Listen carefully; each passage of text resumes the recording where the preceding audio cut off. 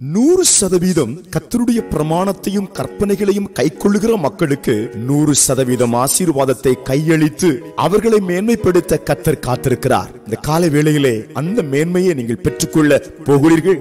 ஏசாயா 28:10 கற்பனையின் மேல் கற்பனையும் கற்பனையின் மேல் கற்பனையும் பிரமாணத்தின் மேல் பிரமாணமும் பிரமாணத்தின் மேல் பிரமாணமும் இங்கே கொஞ்சமும் அங்கே கொஞ்சமுமாய் என்கிறார்கள்.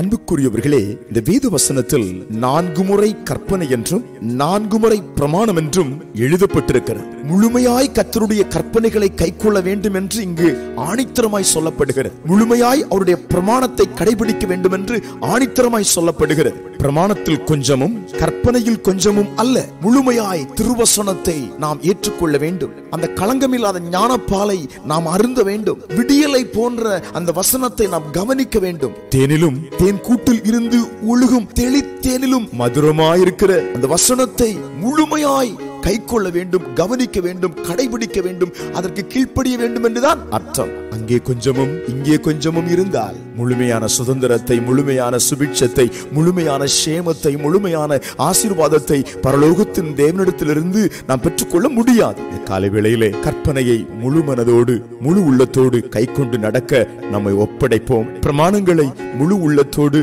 கைக்கொண்டு நடக்க நம்மை ஒப்படைப்போம். கொஞ்சமாயிருக்கிற உங்களுடைய ஆசீர்வாதம் அதிகமாக போகிறது. நிச்சயமாய் அனுபவிப்பீர்கள் இந்த வார்த்தைக்குள் இருக்கிற ஆசீர்வாதத்தை. ஒப்பு கொடுப்போமா? ஜெபிக்கலாம். அன்பின் ஆண்டவரே, இந்த காலை வேளையிலும் நாங்கள் பிரமாணத்தை முழுமையாய் கடைபிடித்து கற்பனையை முழுமையாய் கடைபிடித்து அதை நேசித்து வாழ எங்களுக்கு கிருபை தார். ஜெபத்தில் இணைந்திருக்கிற பிள்ளைகள் மேல தொடுதல் உண்டாகிறதுக்காய் ஸ்தோத்திரம். இயேசுவின் நாமத்தில் ஆமென்.